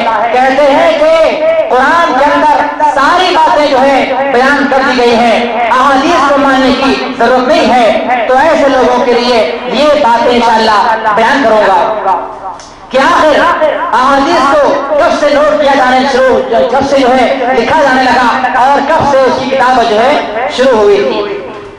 اسلام دشمنوں نے، جو لوگ دشمن اسلام ہیں، ان لوگوں کی شروع سے یہ کوشش اور جو ہے ان کاوش رہی ہے کہ کسی طرح سے اسلام کو بدنام کیا جائے، کسی طرح سے لوگوں کو، مسلمانوں کو نبی کے فرامین سے جو ہے ہٹایا جائے۔ یہ شروع سے جب سے اسلام دنیا میں آیا ہے اس وقت سے یہ لوگوں کی کوشش رہی ہے، اور قیامت تک یہ کوشش جاری رہے گی۔ اور کہنے والے کہتے ہیں کہ حدیث کو جو ہے نبی کی وفات کے بعد، ان کے انتقال کے 250 سال کے بعد جو ہے احادیث لکھی گئی اور اسے نوٹ کیا گیا، اور اس درمیان میں جو ہے احادیث سینہ بسینہ جو ہے آتی رہی، منتقل ہوتی رہی ہے، اور اس وقت جو ہے بہت ساری احادیث جو ہے غلط مرد کر دی گئی، اس میں ملاوٹ کر دی گئی ہے۔ ایسے لوگوں کے لیے یہ الفاظ ان کے ذہنوں کے اندر یہ الفاظ اٹھائیں، ان تک یہ بات کو پہنچائیں کہ آخر نبی کے فرامین کو، احادیث کو کس طرح لکھا گیا ہے۔ اور یہ لکھنے کا حکم خود نبی نے دیا تھا اپنے اصحاب کو۔ حدیث ہے، صحیح بخاری کی روایت ہے کہ فتح مکہ کے دن سن 8 ہجری میں جب کہ آپ اسلام نے خطبہ دیا اور اس خطبے کے اندر آپ نے انسانوں کے حقوق کو بیان کیا، مسلمانوں کی عزت کو بیان کیا، ان کی حرمت کو بیان کیا، کعبۃ اللہ کی حرمت کو بیان کیا، جب تمام تقریر آپ نے بیان کر دی تو ایک یمن کے رہنے والے شخص نے آپ سے کہا یا رسول اللہ میرے لیے جو باتیں آپ نے بیان کی ہیں لکھوا دیجئے تاکہ میں ان باتوں کو اپنی قوم میں لیا کر سنا سکوں، پڑھا اور بتا سکوں۔ تو آپ نے حکم فرمایا اور کہا اکتبوا لأبی شاہ، ابو شاہ کے لیے حدیث لکھو۔ تو جو لوگ کہتے ہیں کہ حدیث کو جو ہے 250 سال کے بعد لکھا جانا شروع کیا گیا اور 28 سال کے بعد جو ہے حدیث جمع کی جانے لگی تو یہ حدیث صحیح بخاری کی ہے، یقین نہ آئے تو دیکھ لیا جا سکتا ہے۔ آپ نے حکم فرمایا اکتبوا لأبی شاہ، ابو شاہ کے لیے حدیث لکھو، حدیث لکھو، آپ کا حکم ہے۔ اس کے علاوہ ایک مرتبہ ملک یمن کا ایک شہر ہے جس کا نام جس ہے، تو وہاں کے باشندوں کے لیے آپ نے ایک پیغام لکھا اور اس پیغام میں لکھا ہوا تھا كتب إلى أهل جرس ينهاهم عن خليط التمر والزبيدہ، میں جوش والوں کو یہ پیغام لکھ کے روانہ کرتا ہوں اور میں کہتا ہوں کہ تم لوگ جو ہے کھجور اور کشمش کو آپس میں ایک جا پانی میں نہ ملاؤ۔ کیا کہا نبی نے کہ یہ پیغام نے لکھوایا صحابہ کرام سے اور یہ پیغام باقاعدہ بھیجا گیا یمن کی طرف، اس میں لکھا ہوا تھا کہ کشمش اور کھجور کو ایک ساتھ پانی میں ڈبایا نہ جائے۔ کیوں نہ جائے؟ اس لیے کہ اندیشہ ہے، خدشہ ہے کہ اس پانی کے اندر نشہ آ جائے گا، جب نشہ آ جائے گا تو وہ حرام ہو جائے گی۔ تو اس لیے اگر کھجور بھگانا ہے، کشمش بھگانا ہے تو الگ الگ بھگاؤ اور استعمال کر لو، ایک جا ملانے سے اس کے اندر نشہ آ جاتا ہے۔ تو یہ حدیث باقاعدہ طور پر لکھوائی گئی اور آپ نے اس کا حکم دیا گیا۔ اور اس کے علاوہ صحابہ کرام تابعین نے خود حدیث کو لکھا اور اسے جو ہے نوٹ کیا ہے۔ خلفاء راشدین کے اندر جو خلفاء راشدین ہیں چاروں خلیفاؤں نے احادیث کو لکھا بھی ہے اور اس کو جو ہے بیان بھی کیا ہے۔ ان کے علاوہ حضرت ابو ہریرہ اور حضرت اللہ تعالیٰ عنہ، عبداللہ بن عباس اور ابن مسعود، عمر بن عاص رضی اللہ عنہ نے جو ہے احادیث کو لکھا ہے، اسے نوٹ کیا ہے۔ تو وہ منکر حدیث اور اہل قرآن یہ بات اپنی جو ہے اپنے عقیدے کو اصلاح کر لیں، اپنی بات کی اصلاح کر لیں، جو کہتے ہیں کہ حدیث کو جو ہے بعض کے لوگوں نے بیان کیا ہے، بعض کے لوگوں نے لکھا ہے، ایسی بات نہیں ہے۔ نبی کے دور سے، نبی کے وقت سے، نبی کے زمانے سے احادیث لکھی جا رہی ہے اور امام ائمہ کے دور تک احادیث لکھی جا چکی ہے اور محدثین نے ان تمام احادیث جمع کیا اور انہیں اکٹھا کیا، اجرا کیا ہے۔ اب اگلی بات ہے، 12ویں بات ہے کہ کتب احادیث کی کتنی قسمیں ہیں۔ حدیث کی کتابیں ہیں نا، تو ان کتابوں کی قسمیں کتنی ہیں اور کس طرح سے جو ہے حدیث کے قسموں کو جو ہے بیان کیا جاتا ہے۔ ہر دور کے اندر فن حدیث کے ماہرین نے یہ کوشش کی ہے کہ کسی نہ کسی ناحیے سے اور کسی نہ کسی بہانے سے نبی کے فرامین کو، آپ کی تعلیمات کو، آپ کے فرمودات کو لوگوں تک پہنچایا جائے۔ تو اس زمن میں محدثین کرام نے ہمیں تو چاہیے کہ ان لوگوں کے لیے دعا کریں کہ اللہ تعالیٰ ان لوگوں کے قبروں کو نور سے بھر دے، اللہ تعالیٰ ان کی محنت کو قبول فرمائے جنہوں نے احادیث کو جمع کیا اور اسے اجرا کر کے ہم تک پہنچایا ہے۔ ورنہ آج ہمارا حافظہ کتنا کمزور ہے، آج ایک بات سنتے ہیں کل وہ بات بھول جاتے ہیں، لیکن محدثین کرام نے بڑی محنت سے، بڑی کوششوں کے ساتھ احادیث کو یاد کیا، اسے جمع کیا، اسے اکٹھا کیا اور احادیث کو بیان کیا گیا ہے۔ تو محدثین کے حساب سے کتب احادیث کی 15 بڑی قسمیں ہیں، ویسے تو بے شمار قسمیں ہیں لیکن فن ماہرین حدیث نے 15 قسموں کو جو ہے بیان کیا ہے۔ پہلی قسم جو ہے وہ کہا جاتا ہے الصحاح، یعنی صحیح احادیث۔ صحیح احادیث کا مطلب یہ ہے کہ وہ احادیث کا مجموعہ جس کے اندر صرف اور صرف ایسی حدیث کو بیان کیا جائے کہ جس کو بیان کرنے والے راوی کو اس حدیث پر مکمل اعتبار ہو، یقین ہو کہ یہ حدیث صحیح ہے۔ اگر اس کو اس بات پر یقین ہے تو اس سے لکھا جائے، کتاب کے اندر نوٹ کیا جائے گا، اس سے جو ہے حدیث صحیح یا صحاح میں شامل کیا جائے گا، جیسے کہ صحیح بخاری ہے اور صحیح مسلم ہے۔ اس کے علاوہ دوسری قسم ہے الجوامع، وہ مشہور اور معروف قسم جس کے اندر 8 قسم کے ابواب شامل کیے جاتے ہیں۔ پہلی قسم عقائد کے بارے میں احادیث کو جمع کیا جاتا ہے، دوسرے احکام کے بارے میں، تیسرا آداب کے بارے میں، چوتھا تاریخ کے بارے میں، پانچواں تفسیر و قرآن کے بارے میں، چھٹا فتن کے بارے میں، ساتواں مناقب کے بارے میں، اور آٹھویں جو ہے رقاق کے بارے میں۔ یہ 8 ابواب کو جن کتابوں میں جمع کیا جاتا ہے اسے جوامع کہا جاتا ہے، جیسے جامع صحیح بخاری اور جامع ترمذی۔ اور تیسری قسم ہے السنن، سنن سے مراد ایسی کتابیں جس کے اندر صرف احکام کی باتیں اور احکام کے متعلق احادیث کو جمع کیا جائے اسے سنن کہا جاتا ہے، جیسے سنن ابو داؤد، سنن ابن ماجہ، سنن نسائی، یہ سنن اس کو جو ہے کہا جاتا ہے۔ چوتھی قسم ہے احادیث کی، کتب حدیث کے اندر المسانید، مسند کہتے ہیں اس مجموعے کو کہ جس کے اندر روایت کرنے والا راوی یا محدث صحابہ کرام کے نام کے حساب سے احادیث کو جمع کیا، جیسے حضرت ابو رضی اللہ عنہ سے روایت مروی ہے 5000 چلر، تو جتنے احادیث ان سے مروی ہیں ان تمام روایت کو ایک جگہ جمع کر دیا جاتا ہے، اسے مسند کہا جاتا ہے، جیسے مسند احمد بن حنبل رحمۃ اللہ علیہ، مسند ابو یعلا، مسند ابن ابی شیبہ، مسند ابن ابی راہویہ اور مسند ابی داؤد الطیالسی، اسے مسانید کہا جاتا ہے۔ اور پانچویں قسم ہے المعاجین، احادیث کا وہ مجموعہ جس میں مؤلف نے اپنے استادوں کے نام کے اعتبار سے احادیث کو جمع کیا ہو، اور اس کے اندر اکثر طور پر حروف تہجی یعنی الفابیٹیکلی حساب سے جو ہے احادیث کو جمع کیا جاتا ہے، جیسے امام طبرانی کتابیں ہیں المعاجم الثلاثہ، المعجم الکبیر، المعجم الصغیر، المعجم الاوسط، اسے معاجم کہا جاتا ہے، اور امام ذہبی کتابیں ہیں المعجم الکبیر، المعجم الصغیر۔ اس کے علاوہ ہے چھٹی قسم المستخرجات، ساتویں المستدرکات، آٹھویں الاجزاء، نویں الاربعین جس کے اندر 40 احادیث کو جمع کیا جاتا ہے، 10ویں ہے الاطراف، 11واں العلل، 12واں المراسیل، 13واں الامالیہ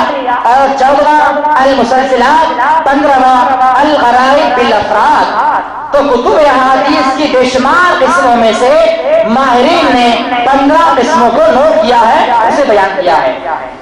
اب آئیے ہمارے عنوان کے آخری حصے کی طرف، اور وہ حصہ ہے ائمہ اربعہ، 4 ائمہ کے اقوال، اور آپ کو جو ہے ان کی باتیں بیان کروں گا انشاءاللہ۔ ہمارے سامنے جب یہ بات بیان کی جاتی ہے، جب کہا جاتا ہے کہ بھائی آپ جو عمل کر رہے ہیں یہ آپ کا عمل صحیح حدیث کے خلاف ہے، یہ آپ کا عمل صحیح نہیں ہے، تو بیان عمل کرنے والے کا الفاظ اس کے جملے یہ ہوتے ہیں کہ ارے وہ صاحب ہمارے مسائل عمل کیا کرتے تھے، ہم بھی کرتے، ارے بھائی ہمارے مفتی نے یہ جملہ کہا ہے، کرنے کا حکم دیا، ہم کر رہے ہیں، ارے بھائی ہمارے فلاں بزرگ نے یہ عمل کیا ہے، حکم دیا کرنے کا، ہم کر رہے ہیں۔ تو ایک سوال آپ لوگوں سے کرتا ہوں، کیا کسی کی بات نبی کی بات سے اثر ہو سکتی ہے؟ نہیں۔ کیا کسی کا قول نبی قول سے اثر ہو سکتا ہے؟ نہیں ہو سکتا۔ کیا کسی کا فرمان نبی کے فرمان سے ہو سکتا ہے؟ نہیں۔ جب کسی کی بات کے مخالف میں نبی کی بات آتی ہے تو ہمارا فریضہ بنتا ہے ہم نبی کی بات کو مان لیں، اور ایرے غیرے کی بات کو ترک کر دیں، چاہے بیان کرنے والا کوئی بھی ہو، کتنا بڑا علامہ، کتنا بڑا وقت کا محدث ہو۔ تو ائمہ اربعہ رحمہ اللہ کہ اللہ تعالیٰ ان کی محفوظ فرمائے اور اللہ تعالیٰ نور سے بھر دے، جنہوں نے امت مسلمہ کے سامنے بڑے ہی واضح انداز میں، بڑے کھلے انداز میں اپنے فرامین کو پہنچا دیا، اور چاروں ائمہ نے یہ کہا اور کہا کہ اگر ہماری کسی بات کے خلاف میں نبی کی بات آ جائے، ہماری بات کو ترک کر دو، نبی کی بات کو مان دو۔ پہلے امام حضرت امام ابو حنیفہ رحمۃ اللہ علیہ کی بات ہم انشاءاللہ بات کریں گے۔ ان کا قول ہے لا يحل لأحد أن يأخذ بقولي مع ما لم يعلم من أين قلته، کہ کسی آدمی کے لیے یہ حلال نہیں ہے، کس کا قول ہے؟ امام اعظم امام ابو حنیفہ کا قول ہے کہ لا يحل لأحد، کسی آدمی کے لیے یہ بات حلال نہیں ہے کہ یا خدا بقولی، کہ میری بات کو لے ما لم يعلم، یہ جانے بغیر کہ میں نے اسے کہاں سے بیان کیا ہے۔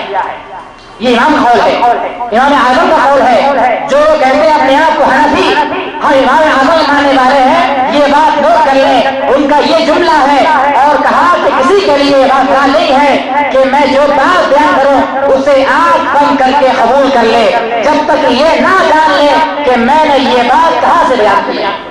اور آگے فرماتے ہیں، اور یہ جو باتیں بیان کر رہا ہوں ایسے میں بیان کر رہا ہوں، باقاعدہ میرے پاس کتابوں کے نام ہے، آپ اگر چاہتے ہیں جا کر دیکھ سکتے ہیں۔ یہ بات لکھی ہے مقدمہ عمدۃ الرعایہ فی حل ذوی الوقایہ کے اندر، آگے بیان کرتے ہیں۔ اور آگے جو بات بیان کیا امام کی، وہ بیان کرنے والوں کے بارے میں لوگوں نے کہا کہ وہ رئیس الاحناف ہیں، حنفیوں کے سردار کی بات ہے۔ اب تو بات ماننا ہی پڑے گا، حنفیوں کے سردار کی بات رئیس الاحناف محمد بن عبد الستار رحمۃ اللہ علیہ بیان کرتے ہیں۔ قال ابو حنیفہ نے کہا لا ينبغي لمن لم يعرف دلیلی ان یفتی بکلامی، کہ کسی شخص کے لیے یہ بات مناسب نہیں ہے، یہ بات جائز نہیں ہے کہ وہ کسی بات کی دلیل، کسی بات کا فتویٰ دے میری طرف منسوخ کرتے ہوئے، جبکہ یہ بات نہ جانے کہ میں نے وہ بات کہاں سے بیان کی ہے۔ جب تک وہ بات کے بارے میں مکمل طور پر یہ پکا یقین نہ ہو جائے کہ یہ بات نبی کی ہے، تو بغیر سلیم کے فتویٰ دیتا ہے میری بات پر، تو وہ فتویٰ دینے والا غلط ہے اور مجرم ہے۔ یہ بات لکھی ہے مقدمہ عمدۃ الرعایہ صفحہ نمبر 9 کے اوپر۔ آگے شاہ ولی اللہ فرماتے ہیں رحمۃ اللہ علیہ کہ سئل ابو حنیفہ، سوال کیا گیا امام ابو حنیفہ رحمۃ اللہ علیہ سے کہ اذا قلت قولا وکتاب اللہ یخالفہ، اے امام اگر کوئی بات آپ بیان کر دیں اور آپ کی وہ بات رب کے فرمان کے مخالف میں جاتی ہے تو ہم کیا کریں؟ تو قال، انہوں نے کہا، کون کہہ رہے ہیں؟ ابو حنیفہ رحمۃ اللہ علیہ فرماتے ہیں اعلیٰ اترکوا قولی بکتاب اللہ، میری بات کو چھوڑ دو رب کے فرمان کے مقابلے میں۔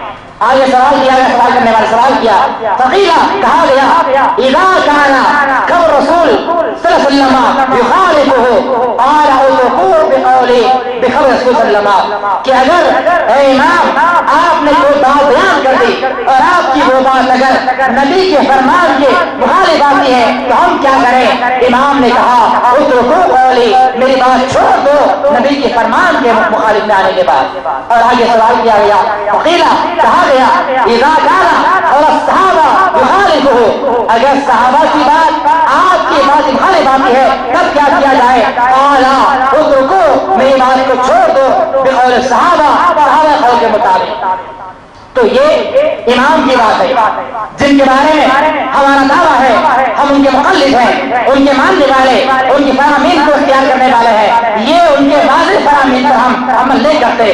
جب یہ بات بیان کی جائے تو پتہ نہیں کتنوں کے دلوں کو ٹھیس پہنچتی ہے اور جو ہے حق بات جو ہے ان کے دلوں پر اثر انداز نہیں ہوتی۔ اور آگے فرماتے ہیں کلمات طیبات کتاب کے اندر، کتاب کا نام ہے، اس میں کہتے ہیں اذا صح الحدیث فهو مذہبی، جو حدیث صحیح ہے وہ میرا مذہب ہے. یہ بعض امام کے اقوال ہیں. اور آگے فرماتے ہیں قال امام ابو حنیفہ نے کہا لا تقلدونی، اے مسلمانوں میں تقلید نہ کرو، ولا تقلدون، نہ تقلید کرو مالکا ولا غیرہ، نہ تقلید کرو میری، نہ تقلید کرو مالک کی، نہ تقلید کرو کسی اور کی.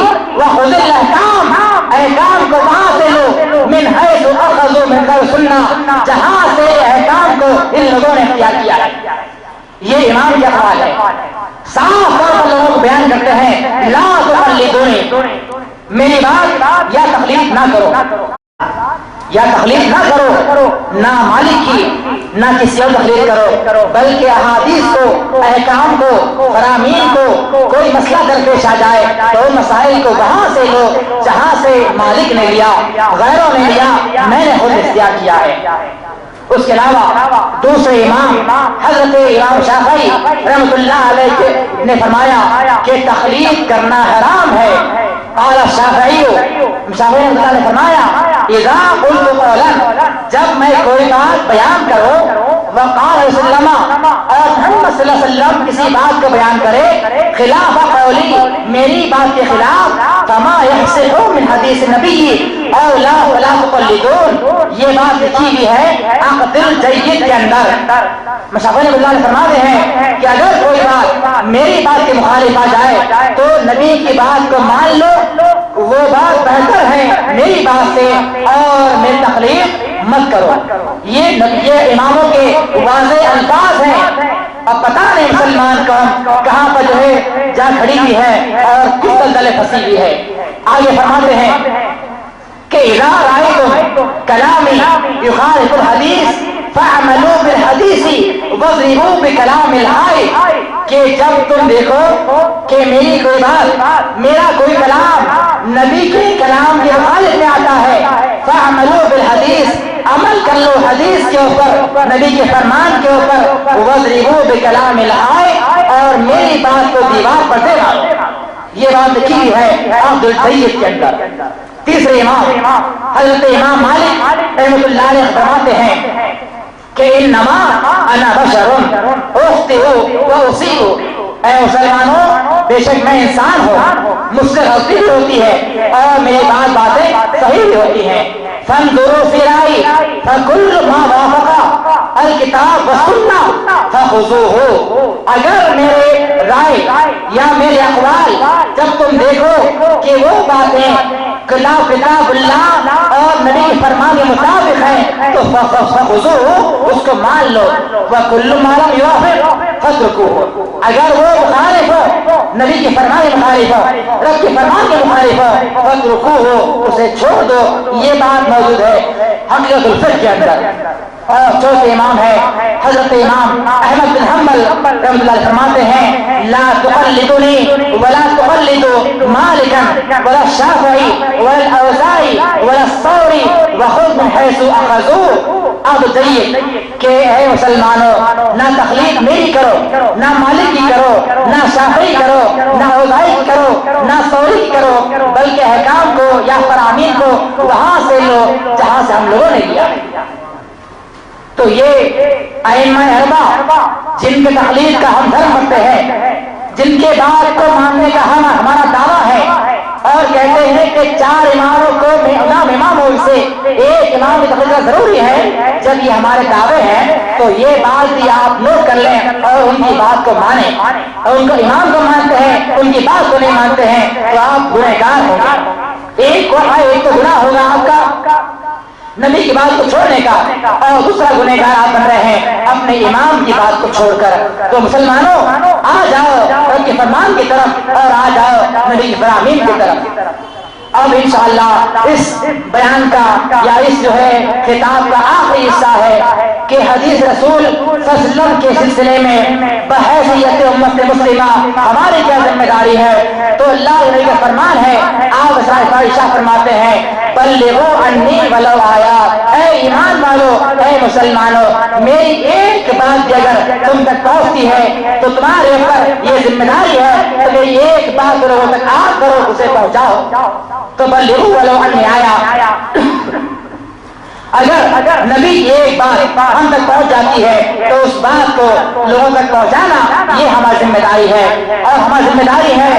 میں اس کے رسول اللہ فرماتا ہے کہ جو آدمی نبی کی اطاعت کرنے والا بن جائے گا، جو آدمی احادیث کو مانے گا، جو شخص نبی کے فرامین پر عمل پیرا ہو جائے گا، فقط اطاع اللہ، تحقیق اس نے اللہ کی اطاعت کی. اگر ہم سمجھتے ہیں کہ صرف قرآن کو مان لیا جائے ہم کامیاب ہو جائیں گے، ہم سمجھتے ہیں قرآن کو اختیار کر لیا جائے ہم رب کی بارگاہ میں نجات پا جائیں گے، ہمارا عقیدہ یہ ہے کہ اگر ہم قرآن کو تھام لیں ہم رب کی بارگاہ میں کامیاب ہو جائیں گے. تو اللہ خود فرماتا ہے جب تک میرے قرآن کے علاوہ، میری بات کے علاوہ نبی کی بات نہیں مانو گے تمہارے لیے اللہ کے بارگاہ میں کوئی کامیابی اور نجات نہیں ہونے والی ہے. تو رب کی بات کے ساتھ ساتھ اللہ کی بات کے ساتھ ساتھ نبی کی بات کو ماننا یہ ہماری ذمہ داری ہے. آگے اللہ فرماتا ہے ما آتاکم الرسول فخذوہ وما نہاکم عنہ فانتہوا. رسول تمہیں جو عطا کریں اسے لے لو، جس سے منع کریں اس سے رک جاؤ. یہ ذمہ داری ہے کہ نبی کی بات جب آ جاتی ہے چاہے ہمارا عمل ہمارے لیے اچھا محسوس ہو، ہم جو کام کرتے ہیں ہمیں اچھا لگے، لیکن نبی کی بات آ جائے کبھی نے فرما دیا ہو کہ یہ کام جو ہے غلط ہے، ہمارا فریضہ بنتا ہے کہ اس بات کو، اس کام کو ترک کر دے، اس کام کو چھوڑ دے. اور اللہ فرماتا ہے قل اے محمد صلی اللہ علیہ وسلم آپ کہہ دیجئے ان کنتم تحبون اللہ، اگر تم چاہتے ہو کہ رب اللہ تعالیٰ تم سے محبت کرنے والا بن جائے فاتبعونی تو میری پیروی کرو، میری اطاعت کرو. یحببکم اللہ تم سے اللہ محبت بھی کرے گا، یغفر لکم ذنوبکم تمہارے گناہوں کو معاف بھی کرنے والا بن جائے گا. تو رب کی فرمان کے ساتھ، قرآن کے ساتھ ساتھ جب تک احادیث کو نہ مانا جائے گا اس وقت تک کوئی آدمی رب کی بارگاہ میں کامیاب اور کامران نہیں ہو سکتا ہے. تو یہ رہے آج کے خطاب اور آج کے بیان کا خلاصہ. میں سمجھتا ہوں کہ شاید میں نے اس عنوان کا خزانہ کیا ہو، کیونکہ عنوان بڑا ہی مشکل اور خود میرے لیے جو ہے بہت ہی مشکل کا یہ عنوان محسوس ہو رہا تھا. میں سمجھ رہا تھا کہ شاید یہ عنوان کا حق ادا نہ ہو سکے اور آج کے ایک محفل کے اندر یہ عنوان ختم نہ ہو سکے، لیکن اللہ تعالیٰ نے مجھ میں قوت فرمائی، توانائی دی کہ میں نے آپ کو جو ہے حق بات کو پہنچا دیا ہے. آپ کی ذمہ داری ہے جو حق بات، جو سچی بات آپ تک پہنچ گئی ہے اسے لوگوں تک پہنچائیں. عوام الناس کے اندر جو لوگ اصل اسلام سے، اصل نبی تعلیمات سے بے بہرا ہے، دور ہے، ان تک اس بات کو پہنچائیں کہ اصل حدیث کیا ہوتا ہے، ضعیف کسے کہتے ہیں، موضوع کسے کہتے ہیں. اللہ تعالیٰ ہم تمام مسلمانوں کو جو ہے جو کچھ بھی کہا گیا ہے کہنے والوں کو، جو کچھ سنا گیا ہے سننے والوں کو اللہ تعالیٰ ہمیں سے توفیق عطا فرمائے. اے اللہ ہم تمام مسلمانوں کے اندر جو ہمارے اعمال کے اندر، عقیدے کے اندر کوتاہیاں ہیں اللہ اس کو دور فرمائے. اللہ تعالیٰ ہمارے ایمان کے اندر جو کمی ہے اللہ اس کو محسوس جو ہے دور فرمائے. اللہ تعالیٰ ہمارے صغیرہ کبیرہ گناہوں کو معاف فرمائے.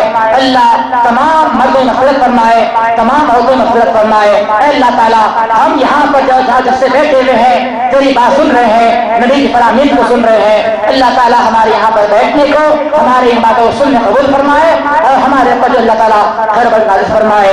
کہ محمد سے وفا تو نے تو ہم تیرے ہیں، کہ محمد سے وفا تو نے تو ہم تیرے ہیں، یہ جہاں چیز ہے کیا لوح و قلم تیرے ہیں. وقول قولی ھذا استغفر اللہ ولکم. السلام علیکم ورحمۃ اللہ وبرکاتہ. محمد اللهم بارك على محمد محمد اللهم صل على محمد اللهم بارك على محمد اللهم صل على محمد اللهم بارك على محمد